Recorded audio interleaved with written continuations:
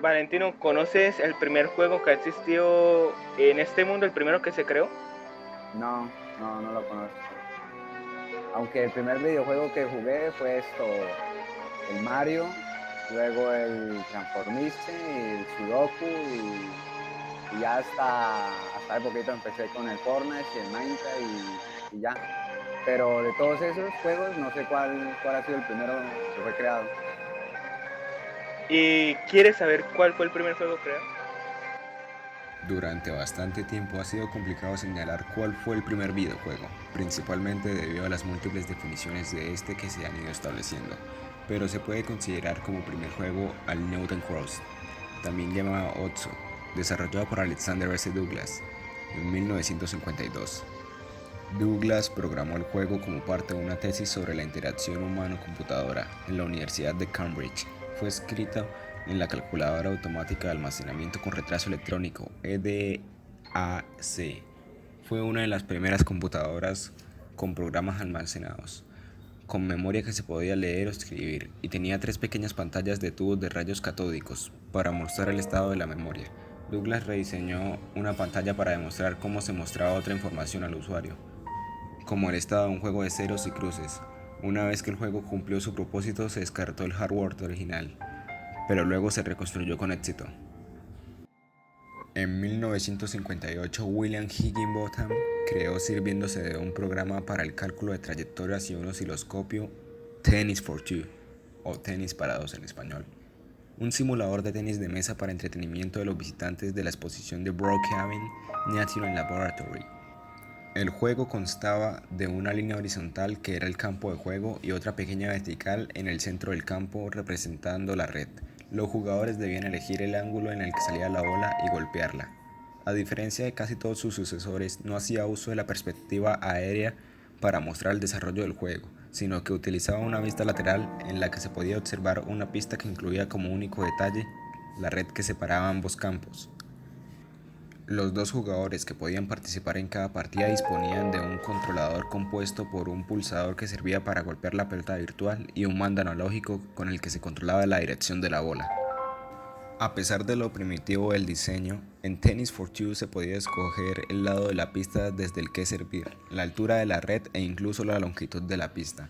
Una serie de amplificadores operacionales se encargaban de detectar cuando la bola tocaba el suelo, momento en el que se activaba un relé que cambiaba la polaridad de otro amplificador, de manera que la pelota reflejaba su trayectoria y se creaba la sensación de que estaba botando. 4 años más tarde, Steve Russell, junto a otros estudiantes del Instituto de Tecnología de Massachusetts, dedicaron 6 meses a crear un juego para la computadora usando gráficos vectoriales, Space Wars. Consiste en dos naves espaciales armadas llamadas la Aguja y la Cuña, que trata de destruirse mutuamente sin caer por la fuerza gravitatoria de una estrella. Las naves disparan misiles que se ven afectados por el campo de fuerza, curvando y ralentizando su trayectoria. Ambas naves tienen un número limitado de misiles y combustible. El hiperespacio puede ser usado para esquivar misiles enemigos, pero la salida de este se ubica siempre en un lugar aleatorio, y se incrementa la probabilidad de que la nave explote en cada uso. Cada jugador tiene el control de una de las naves y puede disparar a la otra usando la gravedad de la estrella. Cada jugador controla la rotación en el sentido de las agujas del reloj y en la dirección contraria, el empuje, fuego e hiperespacio. Inicialmente se pueden usar los interruptores de prueba del panel frontal, con 4 interruptores para cada jugador, pero se probó que está muy por debajo de la mejor velocidad de juego. El videojuego funciona sobre un PDP-1 y fue el primer juego en tener un cierto éxito, aunque apenas fue conocido fuera del ámbito universitario. En 1966, Ralph Beer empezó a desarrollar junto a Albert Marican y Ted Disney un proyecto de videojuego llamado Fox and Hounds, dando inicio al videojuego doméstico. Este proyecto evolucionaría hasta convertirse en la Magnavox Odyssey, el primer sistema doméstico de videojuegos lanzado en 1972, que se conectaba a la televisión y permitía jugar varios juegos pregrabados. Fue descontinuada 3 años más tarde, a mediados de 1975. En México fue lanzado oficialmente como Magnavox Odyssey en octubre de 1972. Algunas versiones clónicas de la consola llegaron a otros países hispanohablantes, como Overkill a España en 1974 o Telematch de Panoramic a Argentina. Un hito importante en el inicio de los videojuegos tuvo lugar en 1971, cuando Nolan Bushnell comenzó a comercializar Computer Space, una versión de Space War, aunque otra versión recreativa de Space War, como fue Galaxy War. Puede que se adelantara a principios de los 70 en el campus de la Universidad de Stanford. La ascensión de los videojuegos llegó con la máquina recreativa Pong, que es considerada la versión comercial del juego Tennis for Two de Higginbotham. El sistema fue diseñado por Alcon para Nolan Bushnell en la reciente fundada Atari. El juego se presentó en 1972 y fue la piedra angular del videojuego como industria. Durante los años siguientes se implantaron numerosos avances técnicos en los videojuegos, destacando los microprocesadores y los chips de memoria. Aparecieron en los salones recreativos juegos como Space Invaders por Taito o Asteroids por Atari. Los años 80 comenzaron con un fuerte crecimiento en el sector del videojuego, alentado por la popularidad de los salones de máquinas recreativas y de las primeras videoconsolas aparecidas durante la década de los 70. Durante estos años destacan sistemas como Odyssey 2 de Philips, Intellivision de Mattel, ColecoVision de Coleco, Atari 5200, Commodore 64, TurboGrafx de NET. Por otro lado, en las máquinas recreativas triunfaron juegos como el famoso Pac-Man de Namco, Battlezone de Atari, Pole Position de Namco, Tron de Midway o Satan de Sega. El negocio asociado a esta nueva industria alcanzó grandes cosas en estos primeros años de los 80, pero sin embargo en 1983 comenzó la llamada crisis del videojuego, afectando principalmente a Estados Unidos y Canadá, y que no llegaría a su fin hasta 1985. Japón apostó por el mundo de las consolas con el fin de que Famicom, llamada en Occidente como Nintendo Entertainment System, lanzada por Nintendo en 1983, mientras que en Europa se decantaba por los microordenadores como el Commodore o el Spectrum. A la salida de su particular crisis, los norteamericanos continuaron la senda abierta por los japoneses y adoptaron la NES como principal sistema de videojuegos.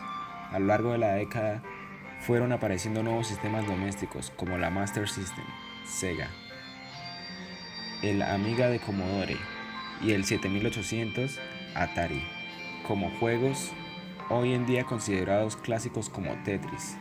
A finales de los 80 comenzaron a aparecer las consolas de 16 bits como Mega Drive de Sega y los microordenadores fueron lentamente sustituidos por las computadoras personales basadas en arquitecturas de IBM. En 1985 apareció Super Mario Bros., que supuso un punto de inflexión en el desarrollo de los juegos electrónicos, ya que la mayoría de los juegos anteriores solo contenían unas pocas pantallas que se repetían en un bucle y el objetivo simplemente era hacer una alta puntuación. El juego desarrollado por Nintendo supuso un estadio de creatividad. Por primera vez teníamos un objetivo y un final en un videojuego.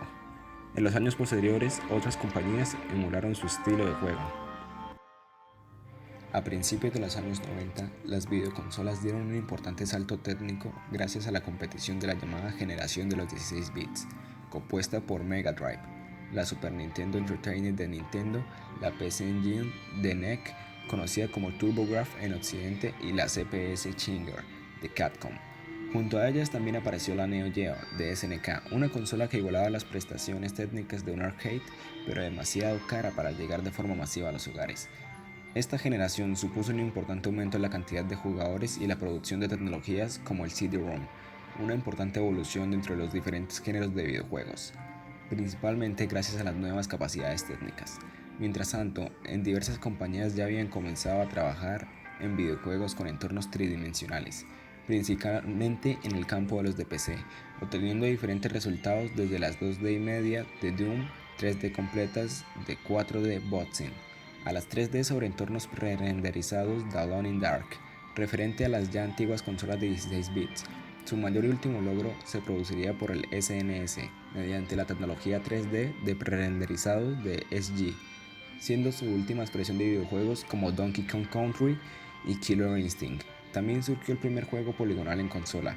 La competencia de SNS Mega Drive lanzó el Virtual Racing, que tuvo un gran éxito ya que marcó un antes y un después en los juegos 3D en consola. Rápidamente los videojuegos en 3D fueron ocupando un importante lugar en el mercado, principalmente gracias a la llamada de la generación de 32 bits. en las videoconsolas, Sony, PlayStation y Sega Saturn, principalmente en Japón, y la generación de 64 bits en las videoconsolas, Nintendo 64 y Atari Jaguar. En cuanto a los ordenadores, se crearon aceleradoras 3D. De Sony apareció tras un proyecto iniciando con Nintendo denominado SNS PlayStation, que consistía en un periférico para la SNS con lector de CD. Al final, Nintendo rechazó la propuesta de Sony, puesto que Sega había desarrollado algo parecido sin tener éxito, y Sony lanzó independientemente PlayStation. Por su parte, los arcades comenzaron un lento pero imparable declive, según aumentaba el acceso a las consolas y ordenadores más potentes.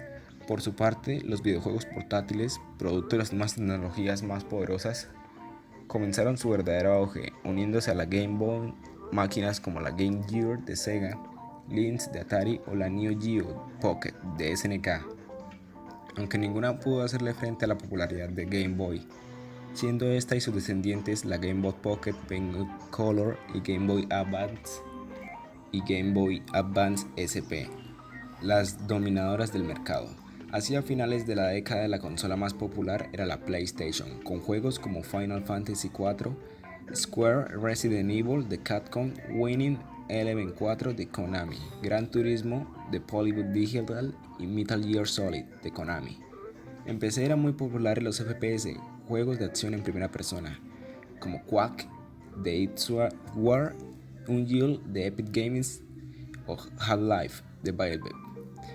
Y RTS, juegos de estrategia en tiempo real, como Command & Conquer de Westwood o StarCraft de Blizzard.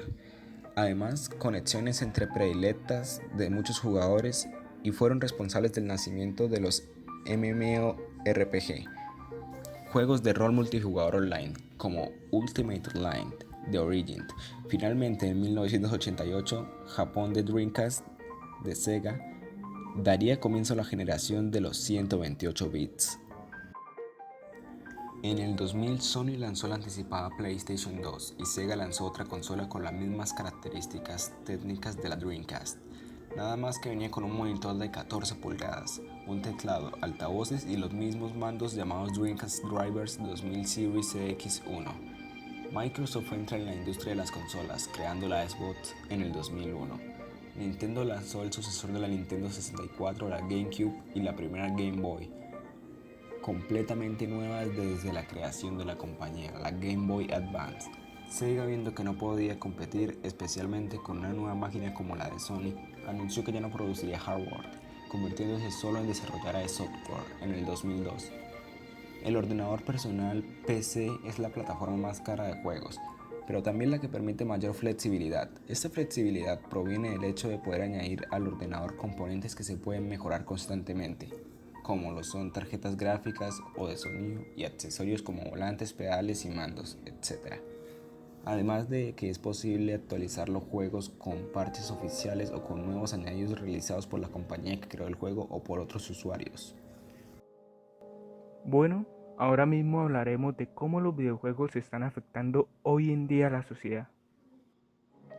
Este tema se puede dividir en dos, los cuales son: los videojuegos son malos o los videojuegos son buenos. Ahora bien, cada uno de los puntos tiene sus aciertos. En este momento hablaremos de los videojuegos son malos. ¿Ustedes se han preguntado, los videojuegos son malos? Bueno, comenzaremos con un pequeño ejemplo.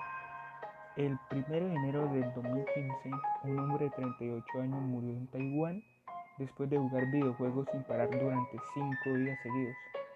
Otro, de 32 años, murió 18 días después tras una maratón de 3 días de juegos de video. En el hospital dijeron que su corazón falló. Jugar videojuegos los mató. Sería lógico pensar que, obviamente, por más inofensivo que parezcan los videojuegos, jugar tanto tiempo sin parar hace un gran daño en la salud. Algunos los toman como un hobby, pero otros como algo importante de sus vidas. Muchas personas han generado una adicción a este, perdiendo la noción del tiempo mientras juegan. Primero debemos considerar la edad del niño, asociada a su capacidad de elección y responsabilidad, y después valorar el tipo de actividad que realizan con el dispositivo.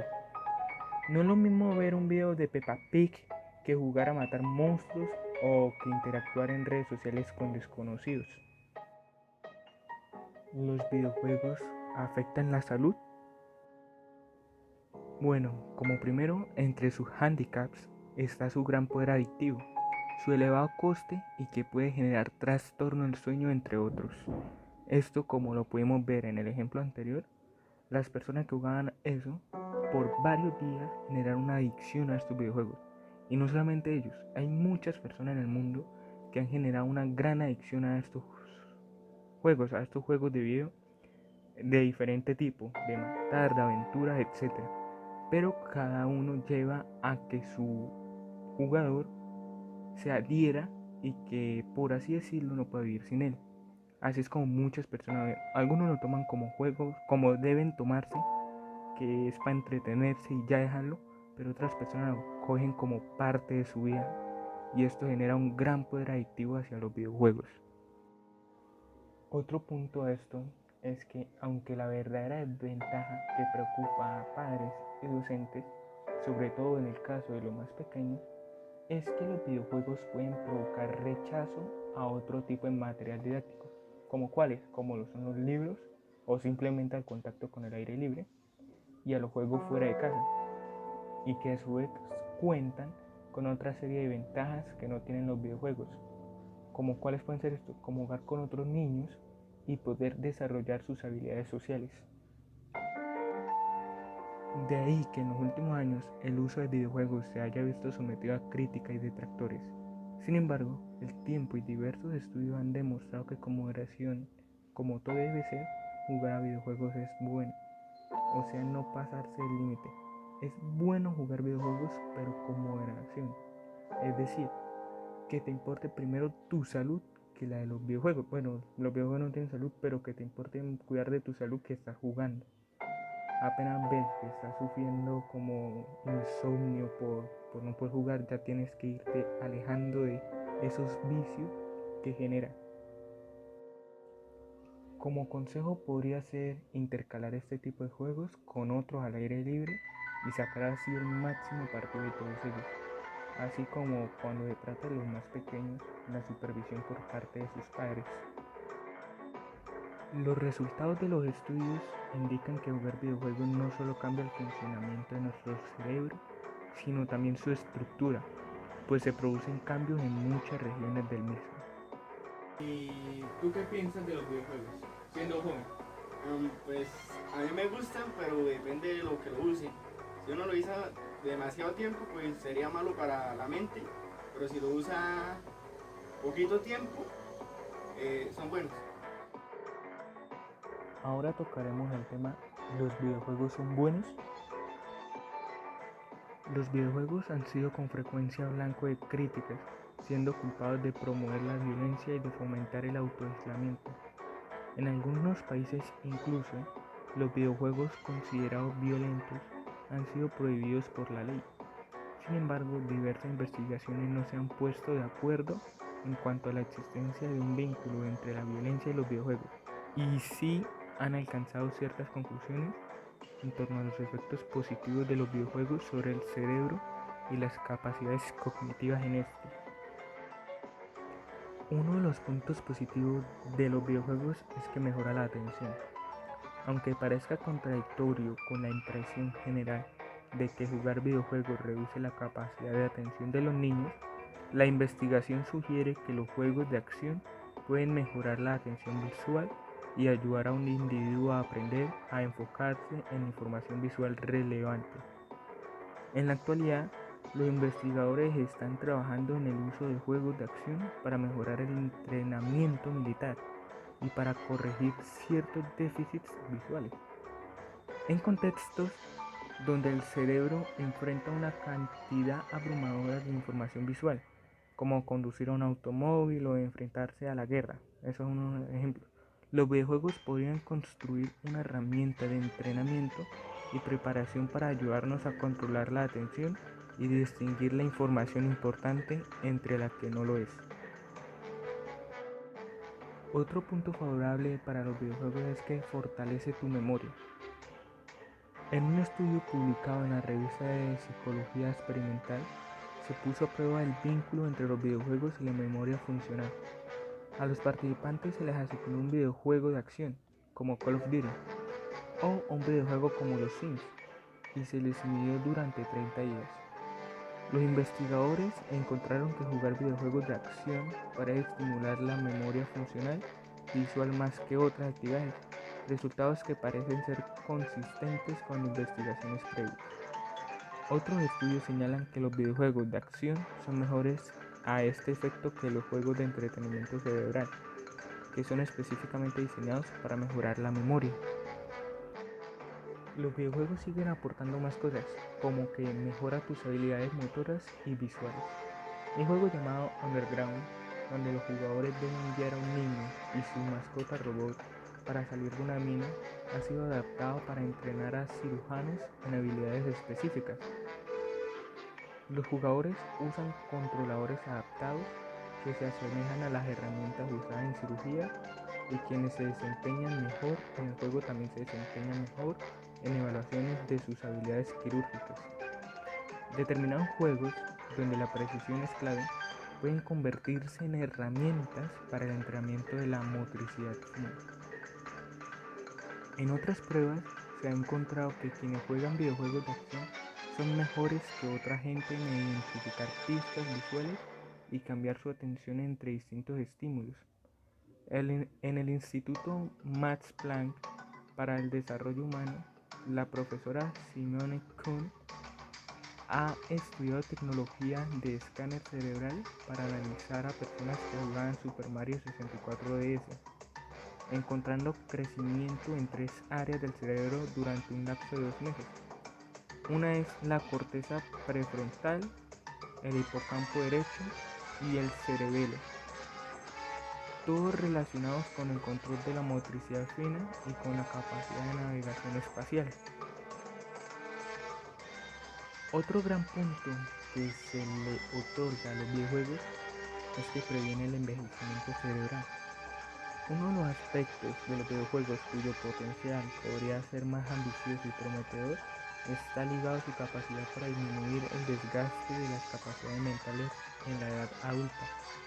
En la Universidad de California, un grupo de investigadores y diseñadores de juegos han creado un juego llamado Neuroracer, diseñado para ayudar a los ancianos a mejorar sus capacidades cognitivas. El juego requiere que los individuos manejen un auto virtual mientras llevan a cabo otras tareas. Luego de 12 horas de utilizarlo, los investigadores encontraron que los ancianos habían mejorado su desempeño, su memoria funcional y su tasa de atención. Más importante, se demostró que las habilidades obtenidas podían ser transferidas y utilizadas en el mundo real. Señor, señora, tengo que aceptar que efectivamente los videojuegos tienen la culpa. Tienen la culpa, pero de que su hijo esté con usted todo el sagrado día en casa y no ande en la calle. También tienen la culpa de que su hijo desarrolle y mejore habilidades de creatividad, aprendizaje y trabajo en equipo.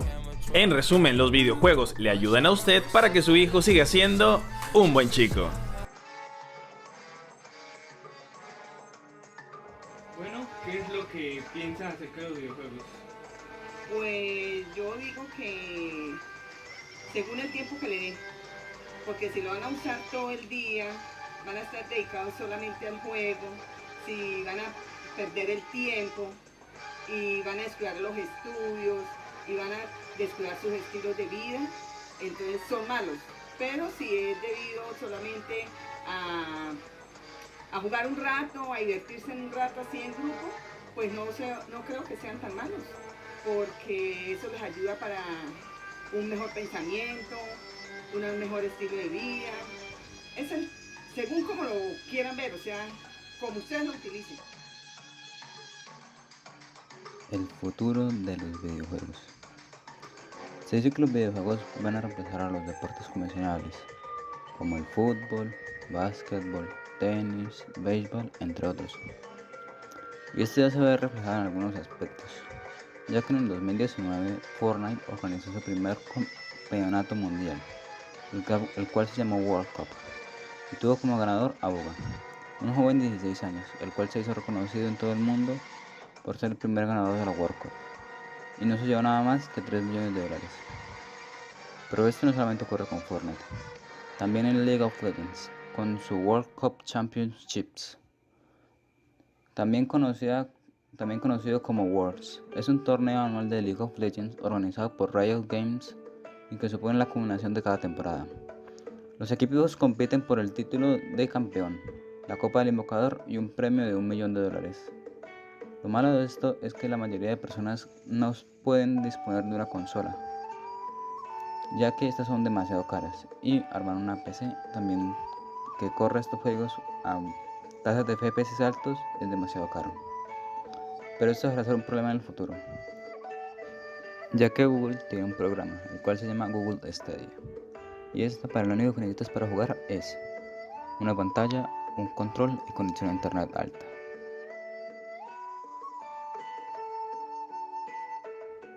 Con eso ya podrás jugar todos tipos de juegos solamente pagando aproximadamente $10 al mes. Puedes jugar miles de juegos y solamente con eso. Lo malo de esto es que esto hará que las consolas se declinen, ya que se cree que la Xbox Series X y el PlayStation 5 van a ser las últimas consolas en el formato físico, ya que se cree que estas dos compañías optarán por lo mismo que Google, o sea, simplemente jugar por streaming, o sea, con acceso a internet por medio de una pantalla y un control.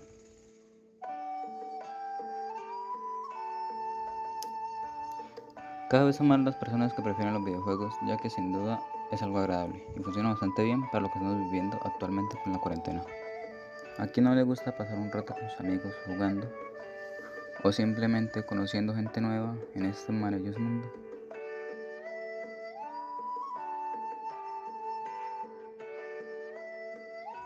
Pero también tenemos que recordar que esto no es solamente por diversión, esto también es un negocio, ya que hay canales con 11 millones de seguidores que lo único que se dedican es a jugar Fortnite, y el canal más grande del mundo actualmente, conocido como PewDiePie, solamente se dedica a jugar videojuegos.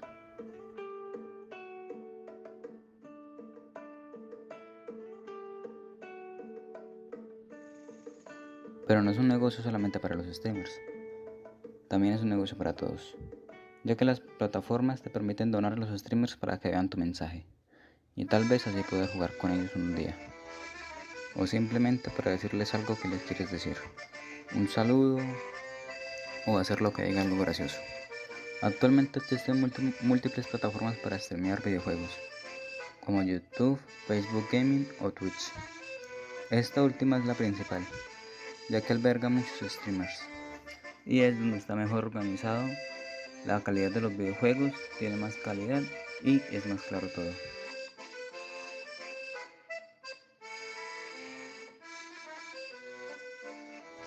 Pero eso no es todo, también existe la realidad aumentada, la cual es un entorno de escenas que te permiten tocar y sentir como si estuvieras en un mundo completamente diferente. Solamente necesitas un espacio un poco grande y un equipo, y listo, ya podrás jugar en realidad aumentada. Esto lo que hace es sumergirte en un mundo al cual te permite hacer varias cosas, pero esto no solamente sirve para los videojuegos, también sirve para realizar pruebas del ejército o de la NASA, pero su principal uso es, claro está, para los videojuegos, ya que todo esto es un negocio.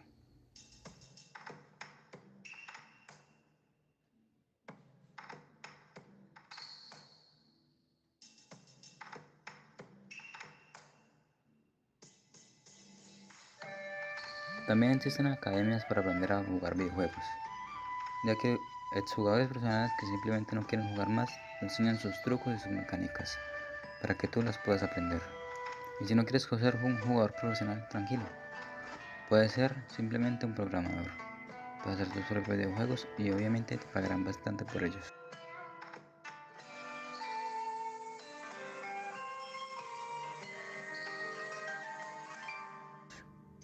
O también te puedes dedicar al hardware, el cual es simplemente armar los computadores o las consolas, organizarlas para que corran a mejor los juegos, para que no se lague tanto y tener una buena conexión a internet. Hay un canal en YouTube con 700.000 suscriptores, el cual se llama Jean Paul y solamente se dedica a esto. También existen diferentes tipos de periféricos, los cuales pueden llegar a rondar entre los $1000 a simplemente 5. Y puede ser simplemente un micrófono o un mouse hasta hardware complejo, como una pantalla la cual podrá correr 144 Hz, pero valdrá obviamente mucho dinero.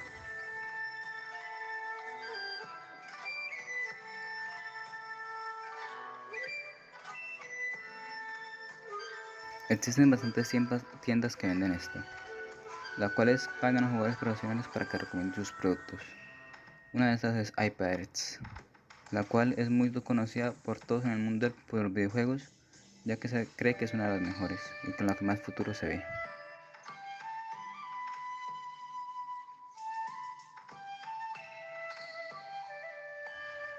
Pero no todo es dinero bacán, ya que este año por la pandemia se canceló la E3, la cual es una convención anual de videojuegos, donde las mejores consolas avisan sus próximos juegos.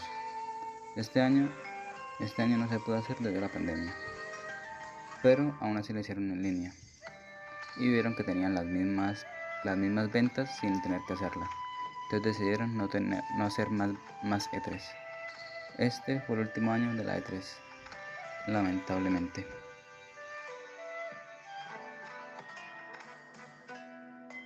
Y ya para terminar, les dejo un video de un youtuber hablando sobre el futuro de los videojuegos y mostrando cómo es exactamente que funcionan. Que tenía puesto como dormitorio, pero es mi salón. Y mirad, vengo aquí, le doy a continuar y automáticamente te guarda el progreso donde yo ya estaba. Es decir, antes, estamos aquí hace un segundo, vengo aquí, sigo jugando, tal cual. Y decís, pero bueno, ¿pero esta locura? Y es que en cualquier momento puedo pasar de jugar aquí en la televisión a jugar en, no sé, si quiero otra vez al ordenador, si quiero directamente puedo jugar en el móvil. O sea, es que es una maldita locura. Ahora, este juego se me da mal de narices, también os lo digo, porque es la primera vez. Y vamos, me están enseñando aquí a jugar directamente lo que viene siendo una carrera de profesionales. O sea, esto es una locura. Pero estáis viendo, es decir, estoy viendo que yo solo tengo directamente el mando y con esto puedo ir a cualquier lado. Imaginaos, oye, que quiero ver aquí el partido de fútbol, te viene tu novia, tu hermana, tu madre, y tú dices, vale, pues bueno, no pasa nada. Le das al pause y dices, oye, que lo voy a dejar por aquí. Y te vas directamente a tu móvil, porque en el móvil, os voy a enseñar ahora mismo, puedo pasar directamente y decir, oye, que mejor que no quiero jugar aquí. Y tú dices, no me lo puedo creer. Pues sí, le das al play, te viene aquí directamente, vinculas el mando y a jugar. Yo lo tengo puesto aquí, como estáis viendo, que estoy exactamente en el mismo punto donde lo acabo de dejar. O sea, mira ahí, retrocedemos, no pasa nada, como estáis viendo.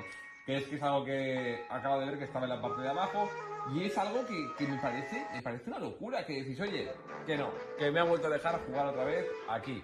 Pues no pasa nada, le das al start y lo envías directamente otra vez a la pantalla grande, que tal cual, que lo envías directamente a la pantalla grande. Llegas y dices, oye, por favor, Stadia, quiero jugar en esta pantalla, no, quiero jugar en la pantalla grande. Te dice, pero ¿cómo puede ser esto? Tienes aquí, configuras otra vez, digamos que el mando, y dices arriba, arriba, arriba, arriba.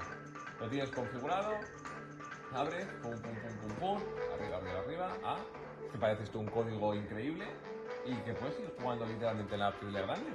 Perfecto. Mirad. Y ya está. O sea, así de sencillo. Que es que yo lo tenía aquí hace un segundo, le he dado aquí y continúa donde ya estaba. O sea, reanudar. Y seguimos por aquí. O sea, es que esto... ¿No habéis visto esto? Y es que esto es una locura y mirad cómo se ve. Es que lo que os digo, se ve a 4K. Se me acaba de ir literalmente el capó en 4K. No pasa nada. Rebobinamos, a ver si recuperamos este capó que no veas lo que nos ha costado. Ahí está el capó de vuelta. Perfecto.